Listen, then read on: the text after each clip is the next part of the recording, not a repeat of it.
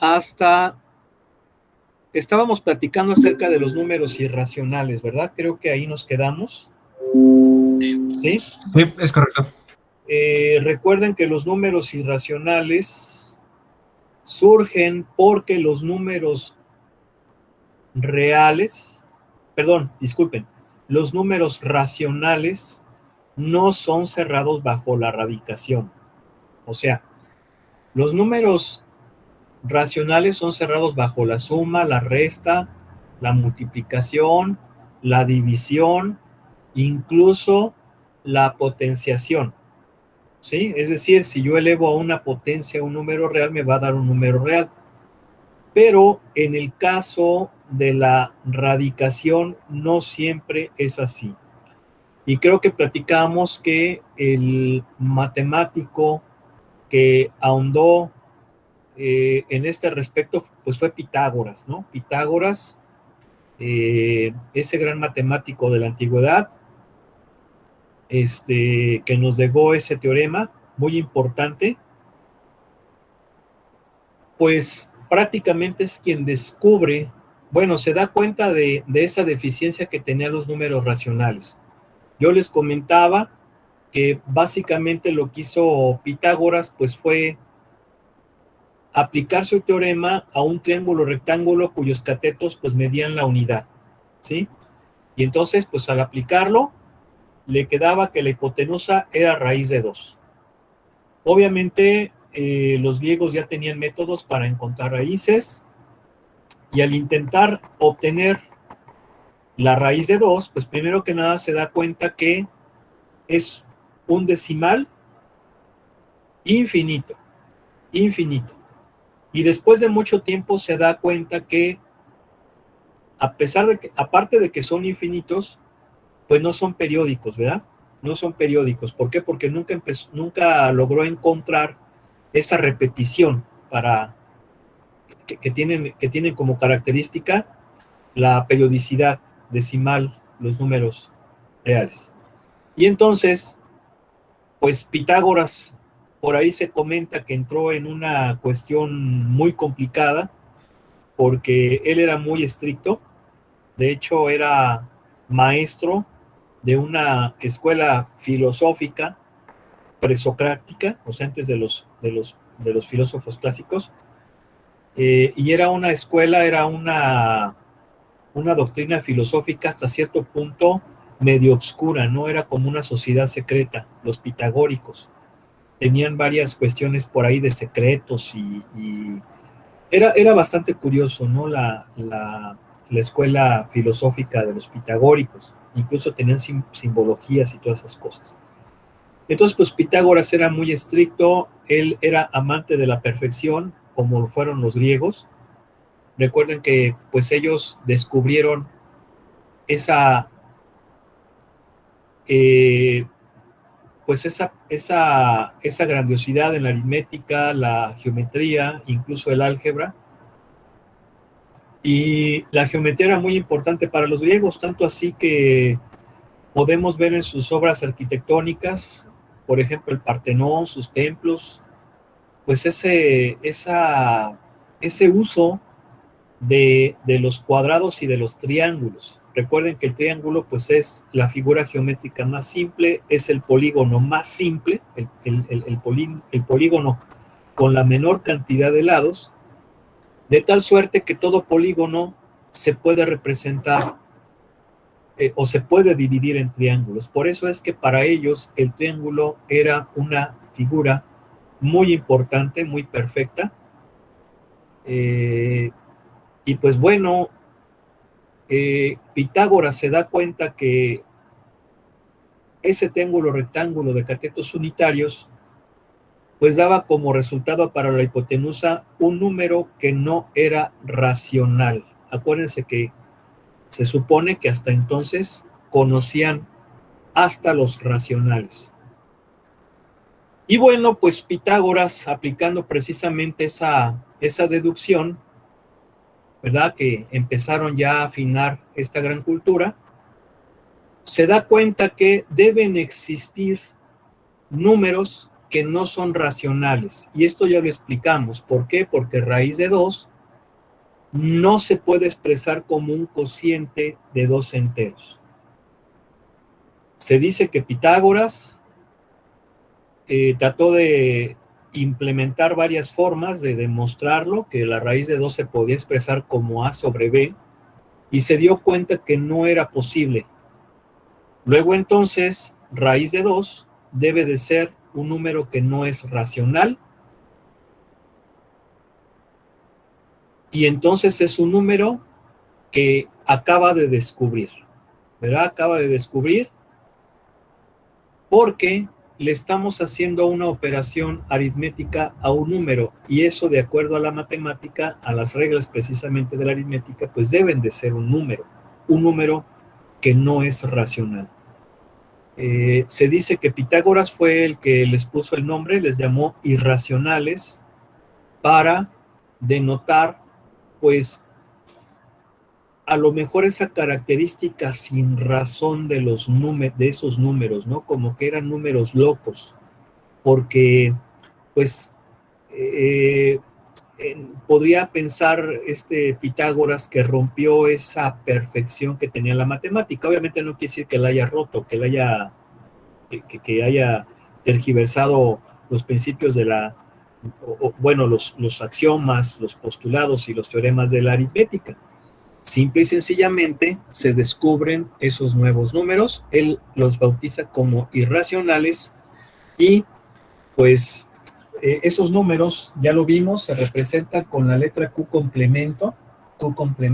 Muchos autores también lo representan con la letra I. De hecho, aquí lo tenemos en el libro. Fíjense cómo Sil lo representa con la letra I. Y obviamente, ¿cuál es la característica de los números irracionales? Son números que tienen decimales, pero esos decimales son infinitos no periódicos. Y tenemos, por ejemplo, muchos números irracionales. El más famoso es pi. Sabemos que pi es un número que representa la relación entre el diámetro y la circunferencia, ¿verdad? Y la circunferencia correspondiente. Para cualquier circunferencia, su diámetro cabe pi veces en su circunferencia. Ese también fue otro de los del legado de los griegos. Incluso quien descubre el valor de pi, pues es Pitágoras, perdón, es Arquímedes. Arquímedes es el que lo descubre. Obviamente él es un poco después de Pitágoras. Y bueno, ese es el más conocido. Pero también hay otros números que vamos a utilizar bastante. Ustedes lo van a utilizar mucho en la carrera. Por ejemplo, este número que es E. Ustedes dijeron, bueno, pero es que E no es un número, es una letra.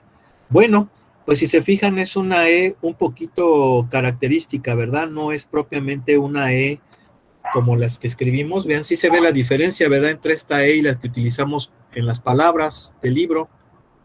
Sí, sí, sí. De hecho, sí, es diferente.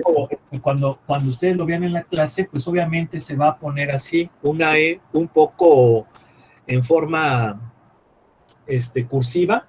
Es una E cursiva, no propiamente es una E de molde. Y esta E es un número muy importante en matemáticas, que viene siendo E a la 1, y es un número irracional también, viene siendo 2.71 y tiene infinitos decimales. Para cálculos poco formales, pues podemos redondear a 2.71. Este número se llama la base de los logaritmos naturales o base de los logaritmos neperianos. Este número, pues fue... El primero que supo de su existencia fue un matemático escocés que se llamaba John Napier, por eso se llaman logaritmos neperianos, base de los logaritmos neperianos. Profe, ¿está presentando así? ¿Está bien? Gracias. Quien los investiga a fondo, así muy profundamente, con mucha, o sea, muy, muy a fondo, pues, y que descubrió muchas de sus propiedades, incluso fue el que descubrió una de las identidades más bonitas de la matemática, fue el matemático suizo Bernhard Euler, ¿sí? Euler fue quien prácticamente descubre su valor en base a una sucesión infinita, un límite infinito que luego vamos a ver más adelante, y descubrió muchísimas cosas de los números, de este número E.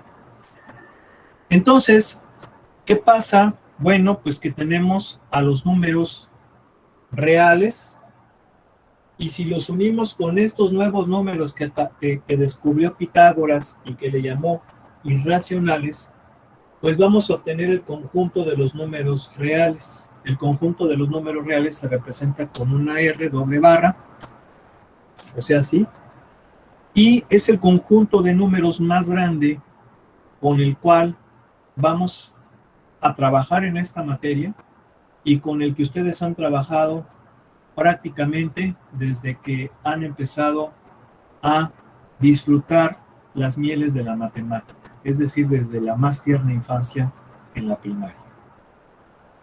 ¿Sí? Entonces, son los números reales el conjunto más grande de números con el cual vamos a trabajar.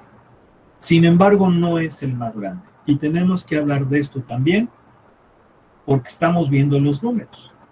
Entonces, los números reales son cerrados bajo la suma, resta, multiplicación, división, potenciación, pero tienen un detalle. ¿Y cuál fue ese detalle? Porque estamos diciendo que es el conjunto con el cual vamos a trabajar, ¿sí? Vamos a trabajar con ellos. Sin embargo, también tienen un detalle y eso dio origen a que se descubrieran otros números, de los cuales no los vamos a usar aquí, los van a usar más adelante en otras materias, por ejemplo, álgebra lineal, pero es importante que sepamos al respecto. Básicamente, en el siglo XIX, muchos, de hecho, voy a borrar esto para volverlo a escribir. Los matemáticos se toparon con operaciones como esta. ¿Cuánto es raíz cuadrada de...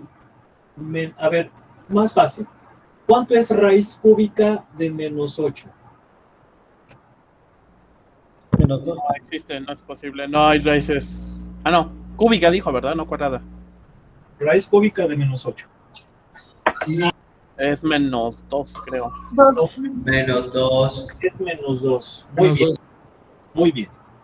Le estoy sacando raíz cúbica a un número real y me da un número real. Claro que también es entero negativo, es par, etcétera. Pudiera yo ahí es racional, voy a meterme con todo lo que ya sabemos. Pero generalmente cuando se habla de que un número pertenece a un conjunto, se hace referencia al conjunto más grande al cual pertenece. Por eso digo que es real. ¿Qué pasa si yo le quiero sacar raíz cuadrada? Recuerden que ya la raíz cuadrada ya no es necesario ponerle el índice. Ya no es necesario ponerle el radical. ¿Están de acuerdo? Así se llama este numerito. ¿Verdad? Sí, profe. Ya sí. El radical. ¿Cuánto vale raíz cuadrada de menos 25? No se puede. Menos 5. Es verdad, no se puede. Ok. Vamos a suponer, dijeron los matemáticos, ¿no? A ver, raíz cuadrada de menos 25. Bueno.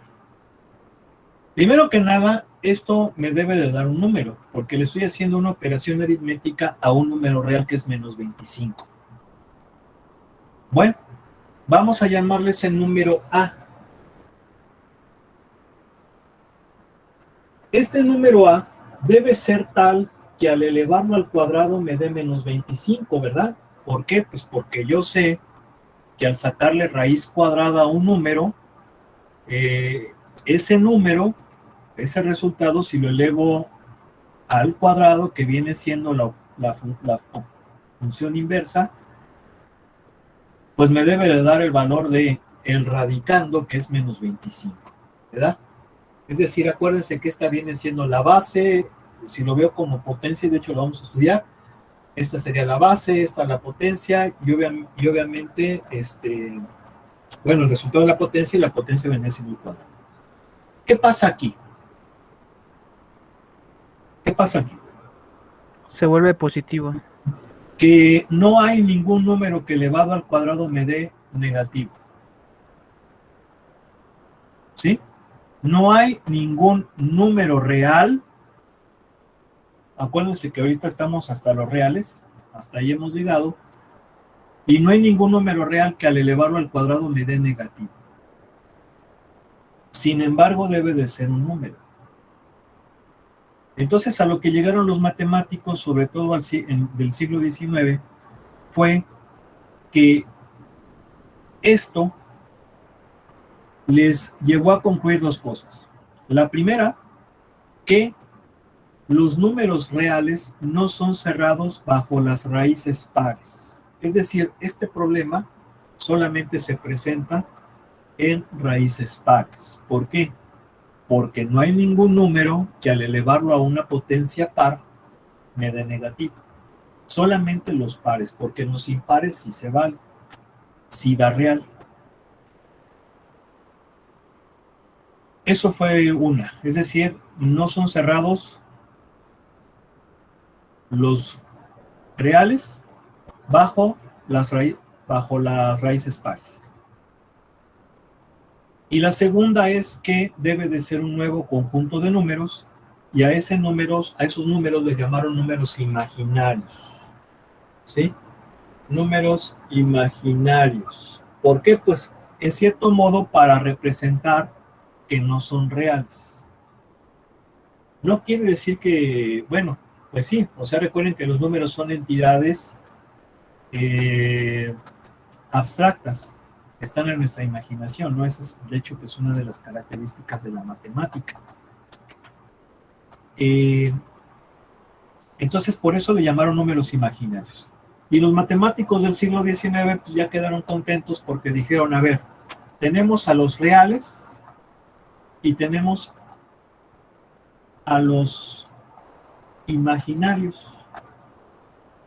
Entonces, si los unimos, ahora sí ya tenemos a todos los números posibles que existen, porque ya tenemos todas las operaciones aritméticas cerradas bajo ese gran conjunto al cual llegamos al unir los reales y los imaginarios. Y ese conjunto de números le llamaron los números complejos. ¿Sí? Los números complejos son números que tienen una naturaleza binomial, o sea que se pueden expresar de esta forma. No sé si lo llegaron a ver en la prepa. No. Bien. No. A se llama parte real y I y B, perdón, B se llama parte imaginaria.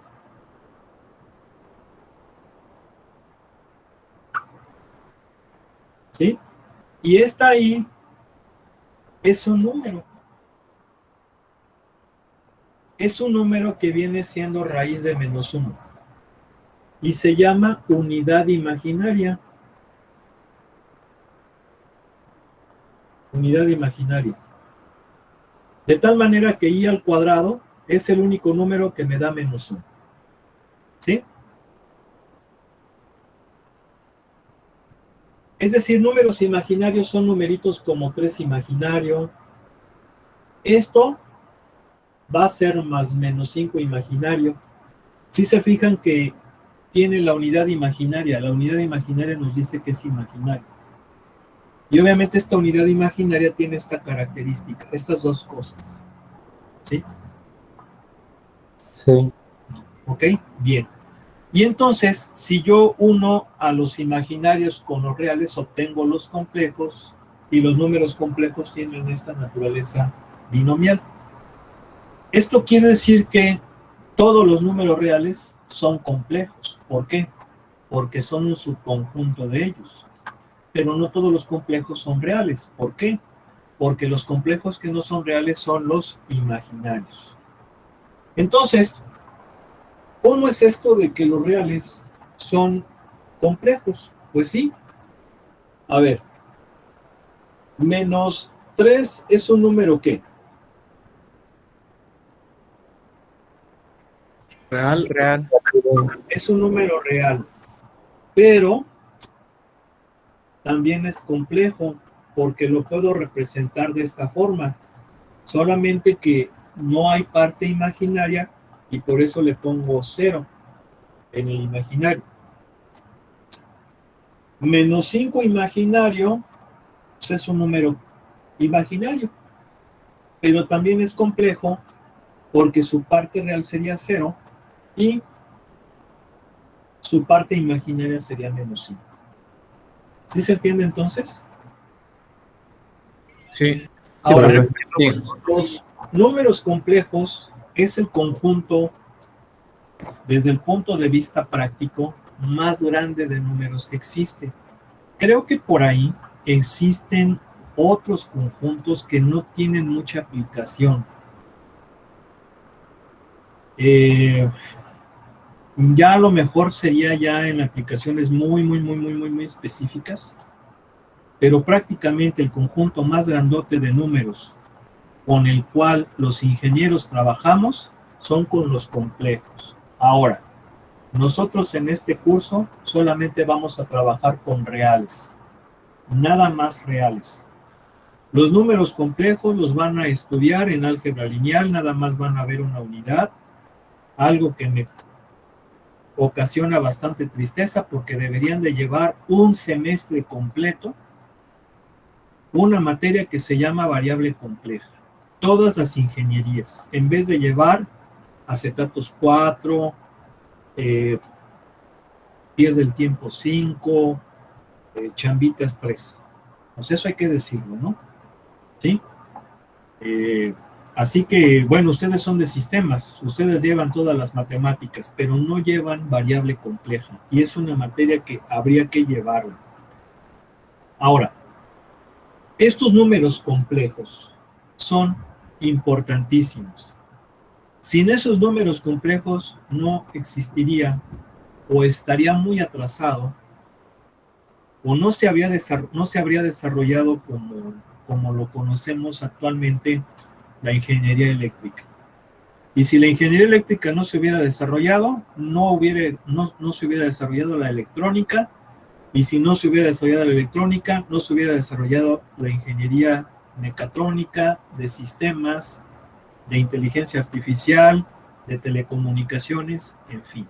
Es decir, estos números son la base del desarrollo científico y tecnológico al cual hemos llegado. Y conste que yo nada más les estoy hablando de la ingeniería eléctrica, pero en ingeniería mecánica sucede lo mismo.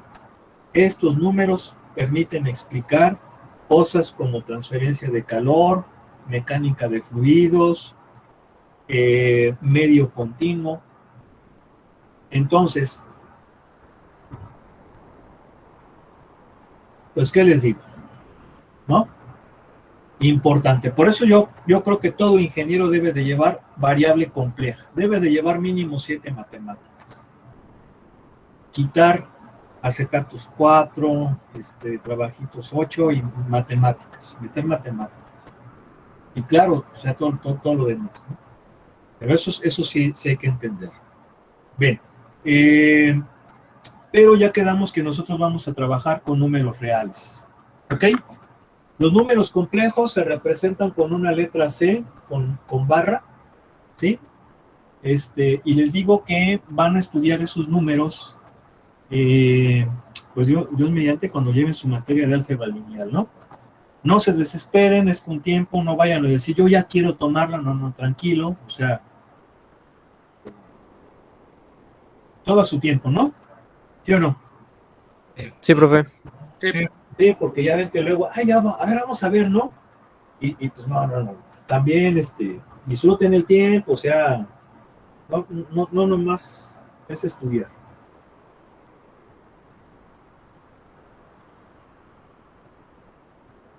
Bien, entonces, pues ya tenemos a los números reales, ya quedamos que vamos a trabajar con los números reales y los números reales se representan en algo que se conoce como el eje real. De esa forma representamos gráficamente a los números reales. El eje real pues es una línea recta. Sabemos que por los teoremas, bueno, por los axiomas de Euclides, una línea recta es infinita, una sucesión infinita de puntos, de tal suerte que a cada punto le va a corresponder un número real. Los estamos representando gráficamente. Para ello necesitamos un punto de referencia, un valor de referencia, y ese valor es el 0. Y sabemos que el 0 pues es el número que representa cantidad nula. Esto es importantísimo porque aquí ya empieza a verse muchos de los axiomas de la aritmética. A ver, voy a proyectarles el libro.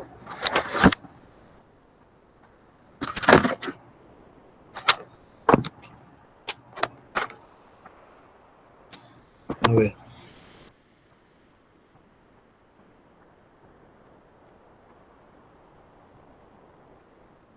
Ya tienen a su tutor, ¿verdad? ¿Me decían? Ya todo. Creo que sí.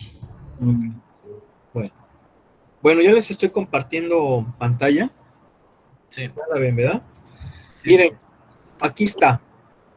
Definición del conjunto de los números reales es la unión de los racionales y los irracionales. Acuérdense que, pues, Larson representa a los irracionales con la letra I, aunque hay muchos autores que lo representan con Q complemento. ¿Por qué Q complemento? Sí les expliqué eso, ¿verdad? Q complemento. ¿Sí? Sí. ¿Por qué Q complemento? Porque recuerden que estamos viendo estamos aplicando la teoría de conjuntos a la aritmética, y entonces sabemos que el complemento de un conjunto es el conjunto que agregado al primero nos da como resultado el conjunto universal, y en este caso el conjunto universal de números son los reales, aunque sabemos que matemáticamente más profundo tenemos a los complejos, pero como vamos a trabajar aquí con los reales, todo esto es variable real, todo lo que estamos viendo y lo que vamos a ver es variable real, por eso lo consideramos como el conjunto universal. Sin embargo, sabemos que están los números complejos y también todo el cálculo, todo lo que estamos viendo también se puede ver con variable compleja. Quedan unas cosas padrísimas, ¿eh? O sea, por eso les digo que pues digan ahí, júntense y pidan que les metan variable compleja, que les metan, por ejemplo, cálculo vectorial como tal, pues no sé, series de Fourier, que también se utiliza muchísimo, análisis matemático y ahí que les metan, por ejemplo, series de Fourier o cosas de esas, ¿no?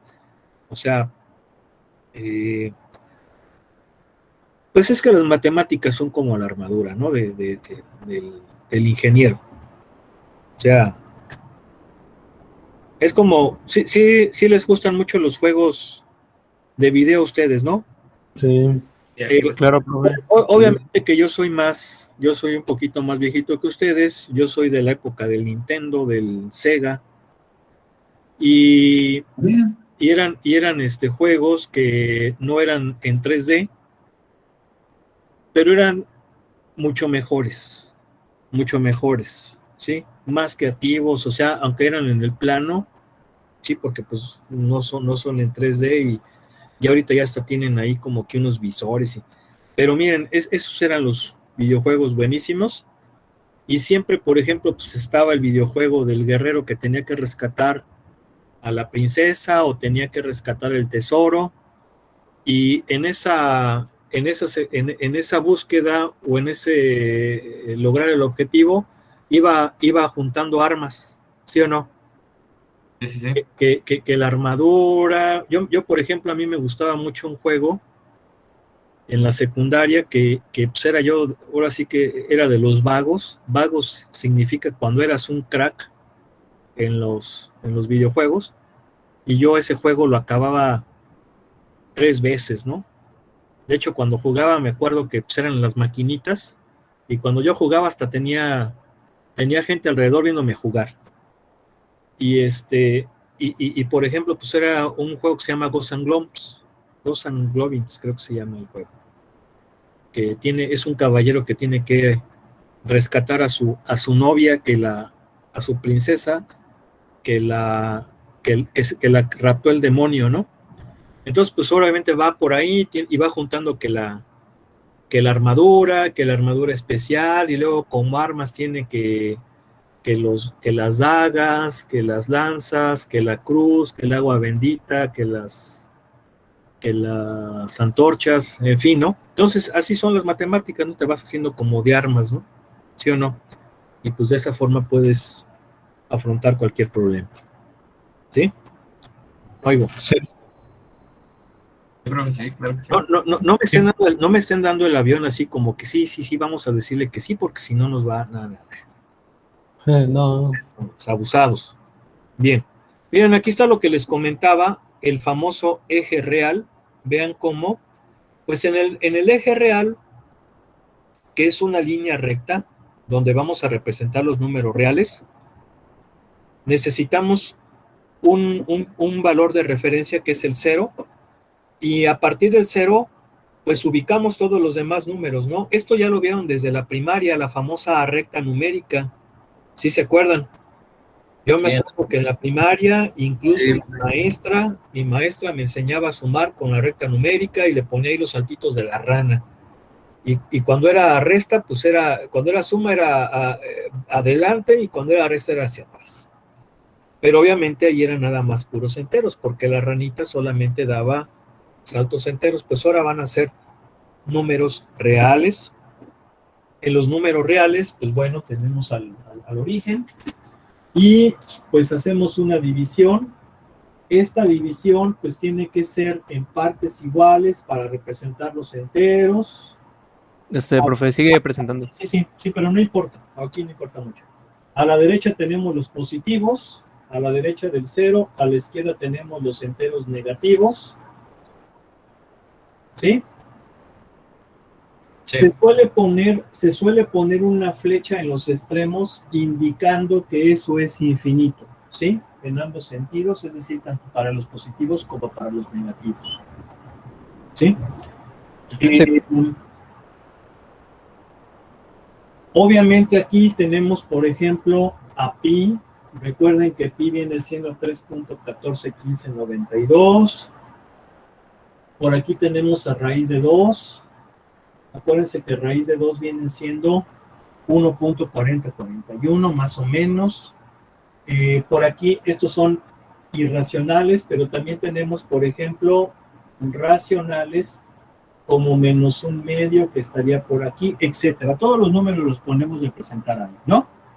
Y aquí ya vamos a empezar a ver algunos axiomas de los números que vamos a estudiar un poco más adelante, y cuyo nombre son los famosos axiomas de orden. Así se llaman, axiomas de orden. Por ejemplo, que a la derecha del 0 se encuentran los positivos, a su izquierda los negativos. Un número entre más a la derecha esté es mayor, un número entre más a la izquierda esté es menor, ¿sí? Otra, que si yo tengo dos números en el eje real, el más grande va a ser el que está siempre más a la derecha que el otro, que viene siendo básicamente lo mismo. Bien, entonces eso lo podemos ver aquí en el libro. Tienen ustedes esa teoría. Los enteros, los reales positivos, son los que están a la derecha del 0 y se representan con R superíndice más. A la izquierda del 0 tenemos a los reales negativos, que se representa con R superíndice negativo. Y aquí vienen las propiedades de los números reales que les estaba yo comentando. Estas propiedades ya las conocen porque desde la primaria su maestra, su maestro, digo maestra porque muchas veces en la primaria son más maestras, ¿no? Yo tuve más maestras que maestros. Y bueno, algunas maestras eran regañones. A mí me tocó la época donde el maestro te podía dar tus reglazos. Y si te daba tus reglazos, era porque te habías portado mal y tú sabías que te habías portado mal. Fíjense, ¿eh? O sea, estabas consciente de que sí, te merecías los reglazos. Y era una época donde cuidadito con que llamaran a tus papás porque así te iba. Sí, yo era de los latosos y sí, fírmame esto ahí que venga tu mamá a hablar conmigo mañana, tómale. No, pues ya valió, ¿no? Sí, pero pues bueno, es parte de la historia. Pues sí, y eran épocas donde sacabas 0, te reprobaban, sacabas 5, pero eso hacía que te esforzaras. A mí no me hubieran gustado las matemáticas si no es gracias a mis compañeros que sacaban 10, porque yo siempre sacaba 0, sacaba 4, 5 en matemáticas y decía, bueno, ellos pueden sacar 10, ¿por qué yo no? Y entonces fue cuando ya me empezaron a gustar las matemáticas. Por eso no es buena idea de que en la primaria no se repruebe. Se tiene que enseñar a ser competitivo uno y saber afrontar problemas, porque va a tener uno problemas muy difíciles a lo largo de la vida, pero el ir formando esa mentalidad triunfadora, pues es esencial. Es como cortarle las alas a un pájaro, ¿no? ¿Sí o no? Claro, profe. Sí. Entonces abusados, porque ya ven que pues ya andan diciendo que ya no pueden reprobar los en la primaria. ¿Cómo ven? No. A mí hasta me aventaban gomas, profe. ¿Cómo? A mí hasta me aventaban gomas. No, a mí me aventaban el borrador y luego, por ejemplo, afuera del salón había unos árboles que tenían unas ramitas de esas verdes y la agarraba el profe y con eso te daba y cómo dolían, ¿no? Pero pues era porque te habías portado mal, o sea, estabas consciente que te habías portado mal, ¿sí? Y ni llorabas y ni hacías escándalo, reconocías que, pues te habías portado mal. Bien, bien, estas propiedades de los números reales yo les comentaba que ya las conocen. De hecho, son axiomas, sí, son axiomas, por eso es importante que sepamos lo que son los axiomas. Acuérdense que son verdades que no necesitan demostrarse, sino que se acepta su veracidad por sí mismas. Entonces, vean, son las famosas propiedades que vimos en la primaria, la propiedad conmutativa de la suma, la asociativa, ¿sí? Sí, sí, sí. Tenemos la del elemento neutro, que es el 0, tenemos la del inverso aditivo, ¿sí? La propiedad conmutativa de la multiplicación, la asociativa de la multiplicación, el neutro multiplicativo, que es el 1, ¿sí? Fíjense cómo dice el axioma. Para todo número real existe un número que es el 1, tal que cualquier número real multiplicado por él me da como resultado ese mismo número real, ¿sí? Acá, por ejemplo, la de los inversos aditivos, la propiedad del inverso aditivo, la propiedad distributiva. La propiedad distributiva, pues, une tanto la suma como la multiplicación. Ahora, una cosa muy importante también, en matemáticas hay un concepto que se llama suma algebraica, y la suma algebraica es aquella operación que involucra sumas o restas. ¿Por qué es esto así? Porque si yo entiendo que una resta es una cosa como A menos B, es una resta, ¿sí? Suponiendo que A y B, vamos a poner así, sean A y B, números reales. ¿Sí? Sean A y B, números reales. Entonces, su resta se puede también definir como una suma. ¿Sí están de acuerdo? ¿Sí? Por eso Sí. se llama suma algebraica, porque yo puedo hacer esa cuestión. O sea, si yo tengo una resta, yo puedo asumir que eso es una suma donde el sustraendo va a ser un número negativo. ¿Sí? Entonces es exactamente lo mismo.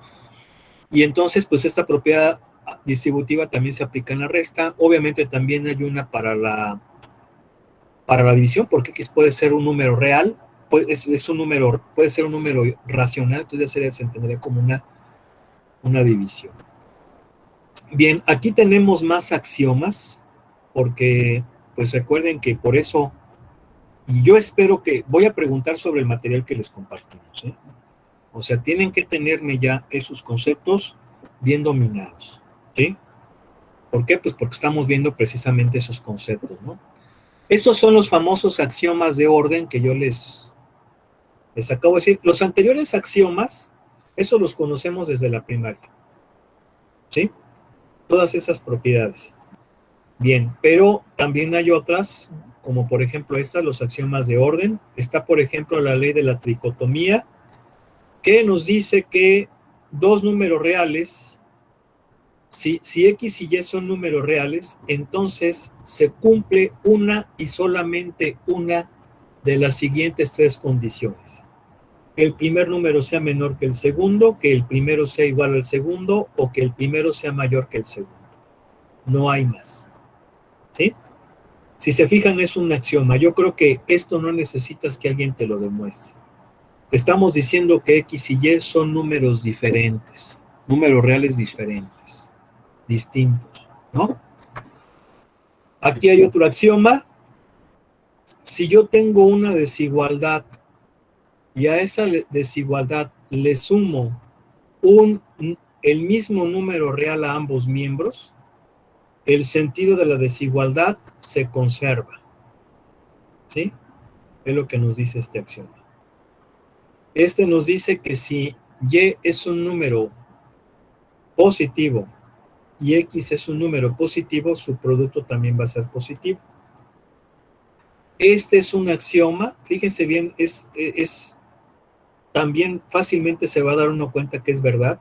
Dice, si X es menor que Y y es menor que Z, entonces X es menor que Z. Creo que todos estamos de acuerdo con eso, ¿no? Sí, profe. Sí. Entonces, si se fijan, esos son axiomas.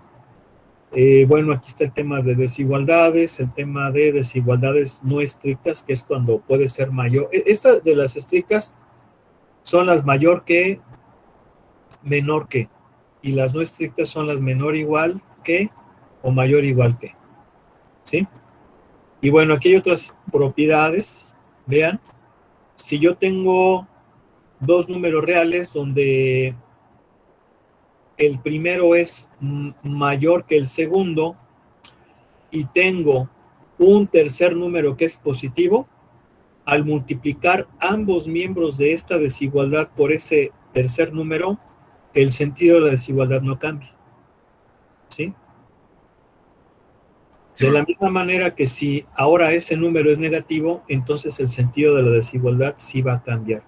Vean cómo estos axiomas ustedes ya los conocen, sobre todo porque se han utilizado mucho en la cuestión de los famosos despejes, ¿no? Despejes.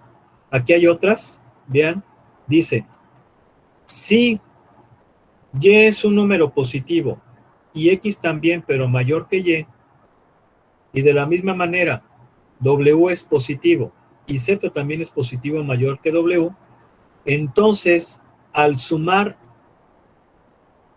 ambas desigualdades, el sentido de la desigualdad se conserva. O sea, hagan de cuenta que la cosa es así, ¿no? Yo tengo esto, ¿sí? Y tengo esto. son dos desigualdades, ¿no? De hecho, esas desigualdades tienen 3 miembros. ¿Sí están de acuerdo? Sí. Sí. Sí, profe. Ok. Entonces, si sumo estas desigualdades, primero que nada, yo puedo quitar esto. ¿Por qué lo puedo quitar? Pues porque lo que estoy diciendo con este miembro, este primer miembro de la desigualdad, porque esta es una desigualdad de 3 miembros, estoy diciendo que Y, X, Z y W son positivos, porque son mayores que 0. ¿Sí?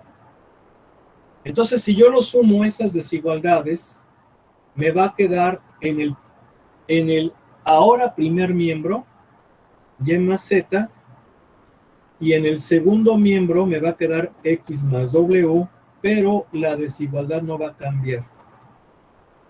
¿Sí? Es el resultado que viene ahí. Obviamente yo cambié las letras, o sea, pero no hay ningún problema, sí se entiende, ¿no? Sí. Sí. Bueno. Sí, se entiende. Ahora, ya vimos que los axiomas no necesitan demostrarse, sin embargo, pues aquí el libro los demuestra, pero pues esas demostraciones pues no son necesarias. De todas formas, sí les voy a decir ahí que traten de estudiar esta parte de las demostraciones, aunque no se necesita, pero para que vean que son muy evidentes, ¿no? Y sobre todo, sí es importante que lo hagan porque pues es un ejercicio de la lógica, ¿no? De la lógica matemática. Recuerden que pues la lógica nos tiene que acompañar pues siempre, porque la idea de esto es conocer la verdad, ¿no? Entonces, yo creo que ahora más que nunca estamos viviendo en tiempos donde se tiene que conocer la verdad. Si de por sí siempre ha sido una necesidad, ahora más. Bien. Y luego vienen estas definiciones. Estos vienen siendo algunos conceptos también importantes. El ínfimo y el supremo. ¿A qué se refiere esto? Bueno, aquí está, fíjense bien. Definición de cota superior. Vamos a suponer que A es un conjunto que está incluido en los reales. ¿Sí? Si existe X, si existe un número real X, tal que X sea mayor que A, donde A es cualquier número de A mayúscula, o sea, del conjunto A, entonces X se llama cota superior de A y se dice que A está acotado por arriba o que está acotado superiormente. Lo voy a explicar así rápidamente. ¿Sí? Aquí vamos a ver mucho la cuestión de los intervalos. De hecho, es el tema que sigue, pero lo voy a tener que explicar con intervalos. Vamos a suponer que aquí tengo el eje real. Aquí está el 0. Y entonces yo tengo el conjunto A, que es el conjunto de los números entre -1 y 3. Sí se acuerdan que así yo defino los intervalos, ¿verdad? En el eje real. Y que este intervalo me dice que son todos los números reales de -1 a 3. ¿Sí? De -1 a 3. Este es un conjunto de números. Es la forma en cómo representamos ese conjunto de números. Bien. Entonces vamos a suponer que me dice la definición que tengo un número X real y voy a suponer que es el 5. Si yo represento esto en el eje real, me voy a dar cuenta que el conjunto A es este que estoy poniendo asurado. ¿Sí están de acuerdo? También sé que obviamente este es un intervalo cerrado y por lo tanto incluye a los extremos. ¿Estamos de acuerdo o no? Sí, estamos de acuerdo. Sí, profe. Sí. Si ustedes se fijan, este número real es mayor que cualquier número de este intervalo. ¿Sí están de acuerdo? ¿Por qué? Porque está aquí. Ahí, bueno, en realidad debería de estar más para acá. este es el valor de X. Y ya dijimos que entre más a la derecha este es más grande. Esos son los postulados de orden, los axiomas de orden. Entonces, este número es mayor que cualquier número de A. ¿Sí? ¿Sí o no? Sí. Sí. Por lo tanto, estamos diciendo que este conjunto, por el hecho de que existe uno más grande que cualquiera de él, está acotado superiormente, está acotado superiormente por el 5. Yo escogí el 5, pero lo mismo hubiera sido si hubiera agarrado el 3.1. ¿Están de acuerdo? Puede ser el 3.1, puede ser el 4, puede ser el millón, puede ser el 100,000. Cualquier número de aquí es más pequeño que 3.1 o cualquiera que eso les dije. Obviamente, si yo escojo el 1, pues con ese no va a funcionar, porque entonces ya no va a estar acotado superiormente por 1, pero sí está acotado superiormente por cualquiera de esos que les acabo de decir. ¿Se entiende? Sí, se entiende. Bien. Sí, profe. Bueno, pues vamos a dejarle hasta aquí, ya se nos acabó el tiempo, y mediante mañana continuamos. Que pasen buena tarde, fue un placer. Igualmente. Profe, igualmente. Igualmente, Gracias, profe. profe. Hasta luego. Gracias, profe. Sí, nos vemos.